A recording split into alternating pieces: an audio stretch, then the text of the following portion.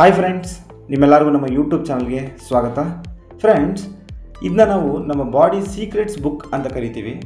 ಒಂದು ಚಿಕ್ಕ ಸೆಲ್ ಒಳಗಡೆ ನಮ್ಮ ಕಂಪ್ಲೀಟ್ ಲೈಫ್ ಸೀಕ್ರೆಟ್ಸನ್ನು ಇಟ್ಕೊಂಡಿದೆ. ಅದರ ಬಗ್ಗೆ ಎಷ್ಟು ಗೊತ್ತು ನಿಮಗೆ? ನಿಮ್ಮ ಐ ಕಲರ್ ಆಗಿರ್ಬೋದು, skin colour, height, hair style ಮತ್ತು ಕೆಲವು ಪ್ರಾಬ್ಲಮ್ಸ್ಗಳನ್ನು ಡಿಸೈಡ್ ಮಾಡೋದು ಒಂದು ಚಿಕ್ಕ ಆಟ. ಅದೇ ನಿಮ್ಮ D N A deoxyribonucleic acid. ಇದು ಪ್ರತಿ ಸೆಲ್ನಲ್ಲಿರುವಂಥ ಹೆರಿಡಿಟರಿ ಇನ್ಫಾರ್ಮೇಷನನ್ನು ಸ್ಟೋರ್ ಮಾಡಿ ಇಟ್ಟಿರುತ್ತೆ. ನಮ್ಮ ಬಾಡಿ ಹೇಗೆ ಬೆಳಿಬೇಕು, ಹೇಗೆ ವರ್ಕ್ ಮಾಡಬೇಕು, ಇದೆಲ್ಲ ಗೈಡೆನ್ಸನ್ನು ಡಿ ಎನ್ ಎಲ್ಲೇ ಸ್ಟೋರ್ ಆಗಿರೋದು.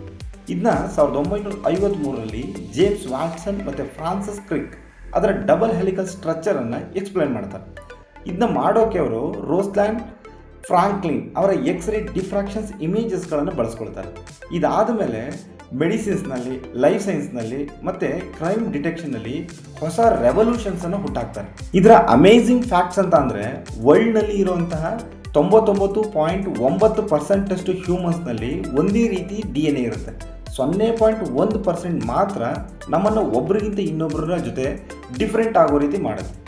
ನಿಮ್ಮ ಬಾಡಿನಲ್ಲಿ ಇರೋ ಡಿ ಎನ್ನ ಸ್ಟ್ರೈಟಾಗಿ ಜೋಡಿಸಿದ್ರೆ ಅದರ ಉದ್ದನೇ ಸುಮಾರು ಬಿಲಿಯನ್ ಕಿಲೋಮೀಟರ್ಸ್ಗಳಾಗುತ್ತೆ. ಡಿ ಎನ್ ಎ ಒಂದು ಸೂಪರ್ ಕಂಪ್ಯೂಟರ್ಗಿಂತ ಹೆಚ್ಚು ಇನ್ಫಾರ್ಮೇಷನನ್ನು ಸ್ಟೋರ್ ಮಾಡಿ ಇಟ್ಟಿರುತ್ತೆ. ಇದಕ್ಕೆ ಕಾರಣ ಅದರಲ್ಲಿ ಇರುವಂಥ 3 ಬಿಲಿಯನ್ ಬೇಸ್ ಪೇರ್ಸ್ಗಳು. ಈ ಡಿ ಎನ್ ಎ ಎಲ್ಲ ಆರ್ಗಾನಿಸಮ್ಸ್ಗಳಲ್ಲೂ ಕೂಡ ಇರುತ್ತೆ. ಬಾಡಿನಲ್ಲಿ ಏನಾದರೂ ಆದರೆ ರೀಕನ್ಸ್ಟ್ರಕ್ಷನ್ ಮಾಡ್ಕೊಳ್ಳೋಂಥ ಕೆಪಾಸಿಟಿಯನ್ನು ಈ ಡಿ ಎನ್ ಎ ಹೊಂದಿರುತ್ತೆ. ಒಂದೇ ಒಂದು ಕೂದಲಿನ ಬೇರು ಅಥವಾ ಒಂದು ಹನಿ ರಕ್ತ ಸಿಕ್ಕಿದ್ರೆ ಸಾಕು, ಅದರಲ್ಲಿ ಡಿ ಎನ್ ಎ ಟೆಸ್ಟ್ ಮಾಡ್ಬೋದು. ಇದು ಕ್ರೈಮ್ ಡಿಟೆಕ್ಷನಲ್ಲಿ ಅತಿ ಹೆಚ್ಚು ಟ್ರಸ್ಟೆಡ್ ಮೆಥಡ್, ಅಂದರೆ 99% ಅಕ್ಯುರೇಟ್ ಅಂತ ಹೇಳ್ತಾರೆ.